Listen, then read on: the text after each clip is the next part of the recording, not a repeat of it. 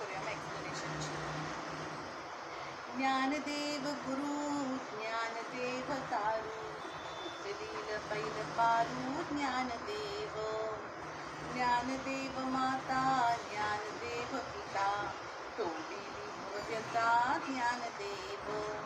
ज्ञानदेव माझे सोयरे धायरे, जीवलगनी धारे ज्ञानदेव. सेना म्हणे माझे ज्ञानदेव निधान, दाविनीच पूर्ण ज्ञानदेव.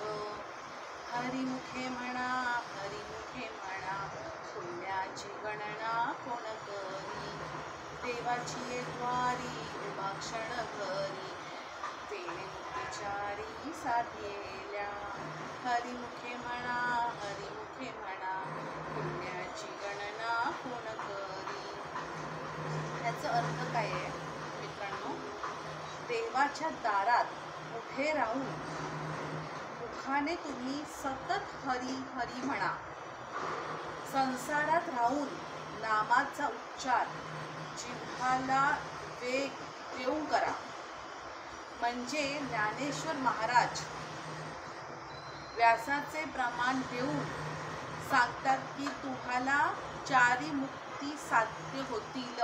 चारी मुक्ती साध्य होतील जर तुम्ही तुमच्या देवाच्या द्वारात उभं राहून हरी हरी नामाचा जप केला, हरी देवाला बोलवलात तर त्यांनी चारी मुक्ती साध्य होतात. चारी त्यांनी काय लिहिलं आहे पुढे? पुण्याची गणना कोण करी. म्हणजे काय? हरिमुखे म्हणत राहा. तुम्ही पुण्याची गणना करू नका. आपल्या हातात गणना करण्याचं नाही आहे, सगळं परमेश्वराच्या हातात आहे. तुम्ही फक्त हरिमुखे म्हणत राहा. त्याच्यानंतर असं सांगितलं या ओळीत, असोनी संसारी जीवे वेगू करी, वेदशास्त्र उभारी भाग्य सदा. म्हणजे याचा अर्थ काय आहे? असोनी संसारी म्हणजे संसारात राहून तुम्ही हरींना प्रसन्न करू शकता, त्यांचं नामस्मरण करून. या कलियुगामध्ये नामस्मरण ही एकमेव गोष्ट आहे की ते तुम्ही केला तर सगळ्या गोष्टी साध्य होतील. म्हणून हरिमुखे म्हणा हरिमुखे म्हणा, पुण्याची गणना कोण करी.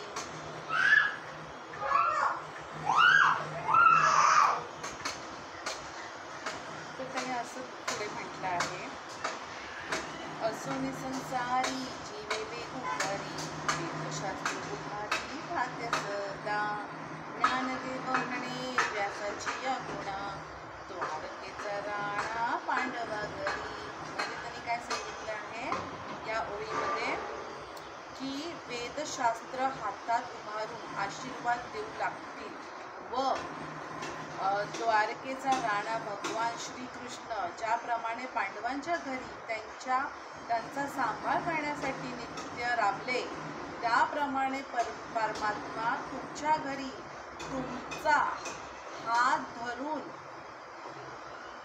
वाहण्यासाठी हात धरून वाहण्यासाठी म्हणजे तुम्हाला पुढे दिशा दाखवण्यासाठी, तुमच्या सगळ्या गोष्टी चांगल्या होण्यासाठी तो सतत तुम्हाला साथ देईल, सदैव वास करेल तुमच्या घरात.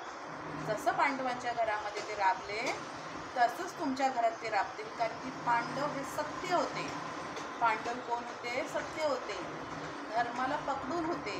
तसंच जर तुम्ही स्वतः धर्माला पकडून राहाल, मग धर्म म्हणजे काय, अधर्म म्हणजे काय? धर्म म्हणजे सत्य, अधर्म म्हणजे असत्य. जर तुम्ही खोटेपणा कराल, दुसऱ्याला लुबाडाल, तर आपलं कृष्ण कसं येणार आपल्या घरात? नाही येऊ शकत. ते काय म्हणतात, तुम्ही सत्य राहा. तर तुमच्याबरोबर जर वाईट झालं तर श्रीकृष्ण आहेत. श्रीकृष्णाने लिहिलेलंच आहे भगवद्गीतेत. जसं हे आपल्या हरिपाठात लिहिलेलं आहे, हरिपाठ. ते हरी म्हणजे कोण? परमेश्वर, नारायण, श्रीकृष्ण. तर त्यांनी जे जे लिहिलं आहे, ज्ञानेश्वराने लिहिलेलं हरिपाठ आहे ते. त्यांनी काय लिहिलं? तुमच्या घरात येणार श्रीकृष्ण. बघा पुन्हा मी म्हणते, हे ओळ बघा काय लिहिलं आहे. मी तुम्हाला त्याचं स्क्रीनशॉट पाठवते. हे बघा, देवाची द्वारी उभा क्षण भरी, तेणे मुखेचारी साधिल्या.